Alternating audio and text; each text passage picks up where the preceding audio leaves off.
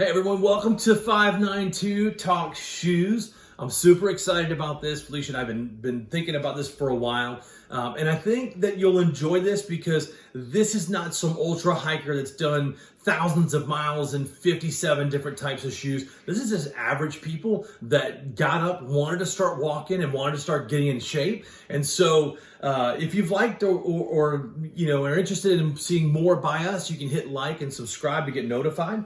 But our goal was basically to start losing weight and to start getting in motion by just walking, right? We wanted to do it in phases. We want to do a walking phase and then a light trail phase and then actually going on section or weekend hikes, day hikes in the Appalachians. So the first shoe that I had was by the Skechers. I already owned them.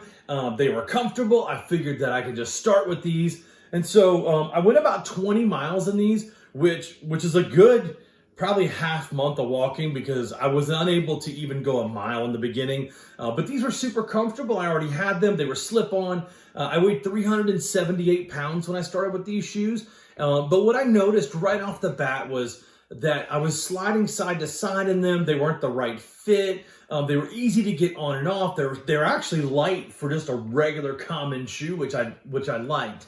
The problem is we just didn't know what the gear was. We didn't study about shoes and understand what we know today. And so I'm going to walk you through the different shoes on that. But these were good. I got down to about 370 pounds. I just realized that from support, if I stepped on something, I was able to roll side to side. There was too much give in them. They just flex really easy. So not a great shoe, but it was what I hadn't started. So I figured I would order the next pair of shoes in, and I went with the same model. I went with another Skecher or another brand. I got a different model, and I started to notice and take notice of that there was different. There was like a mid-core in here. There was a big tread difference. I thought that memory foam would be the way to go. So when you push on the insides and the soles here, they were super comfortable to put on. But what I noticed right on the very first hike, and again, I weighed between about 370 to 355 pounds when I was using these shoes. I put about 50 miles in them. I did like that the support was a little bit more on here.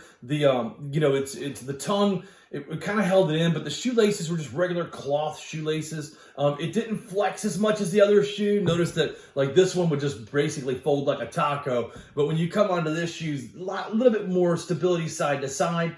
I did like them, but they were super heavy. And I mean heavy, it was like putting Buicks on my feet and trying to walk in a 87 Buick. Like it just noticed from the first half mile that I would notice my foot dragging because the shoe was so heavy on here. But I did log about 50 miles in them. They weren't bad, but I noticed right away the memory foam started to give way. It started to shape to my foot right away. I was not a big fan. So I started to research a little bit at that point and look at shoes and try to figure out like, what are hikers wearing? What am I seeing? And so we came across a brand called Hoka. And we went down to the local REI. We tried on a bunch of shoes. The first ones that I got were the Stinsons. They were a true walking shoe, a true road shoe. They weren't really built for trails. They had a great fit to them. They were amazingly comfortable, more comfortable than any shoe I had put on. But I quickly developed some blisters on my feet because they weren't sized right. I actually needed a wider shoe that had a larger toe box on it, and the Stinson was definitely more. So I went back and I ordered these, which are the Challengers, and these are the AT6s, right? I believe it's the ATR6. Well, I should have it in here in the shoe. But these had, the ATR6 wide. This shoe, I'm about a 12 and a half, but I got a 13 and it fit fantastic. But you'll notice that the designs, when you look at the Skechers and you put them side by side, there's just some stuff that's incredibly different. First of all, the material is a lightweight, breathable material that has some of the cutouts in here. The strings were like a nylon string. There was little tabs inside. The pull tab on the back, you could hook a gator on if you needed to. But this core design on the bottom is really what stands out. Now, going side to side, it gives you a little bit of flexibility, a little bit of durability. The Stinsons had a very cushiony feel to it, but when you went to the Challengers, this ATR6 What the big difference was the side-to-side movement was no longer there. There was no rocking side to side in the shoe. It was very stable, very, very comfortable. And I've probably put about 500 miles in this shoe. And you can see on this shoe, there's nothing going on. There's no tears in the fabric. There's nothing going on. The only thing I have is on the inside, it's wearing out on the heel right here. And I'm sure that that's just from the 500 miles. I would say these shoes, on the bottom, the tread is a little worn in the middle, but again, 500 miles in these shoes to have some wear on the tread, I'm okay. But if you look in the back, the cushion side here, it's a little less aggressive of a tread, but on the front side, don't slip a whole lot, even if it's a little wet outside. The only time I've ever slipped in this shoe is in loose gravel or walking in like pine straw or something like that, just off on the side of the road.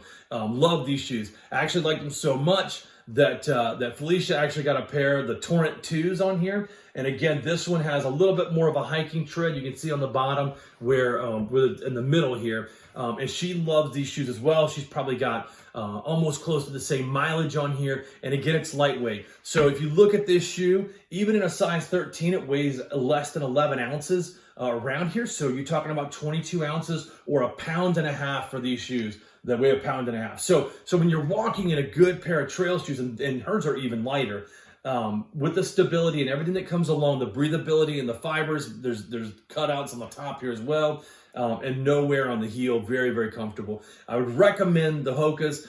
These particular pair right here, you can tell that there's a drop in them, and I know it's a technical term that I just learned in the hiking world not too long ago, but it's the difference in the height of the heel down to the front. And so when there's a 0 drop, it means it's even all the way. But if there's a heel drop, like the drop on here, I believe is a 5 millimeter on here, it's just enough. But the technology they put into these shoes is the same technology they use on the high-end running shoes, and where there's a return. So as you're walking, the way this shoe is built is to return the energy that you're putting back on to keep propelling forward. It's crazy, I know, but if you've not owned a pair of these and you lace them up and you go walking, you'll immediately feel a spring in your step. It's crazy. Now think about walking maybe the length of the Appalachian Trail, almost 2,200 miles, in a shoe that's not going to return some of the energy to you, right? So you're not going to expend as much on there. But we love this. I'm actually thinking about ordering another pair of Hokas, another pair of ATR6s. Just to replace these once this tread, begins to fully wear out.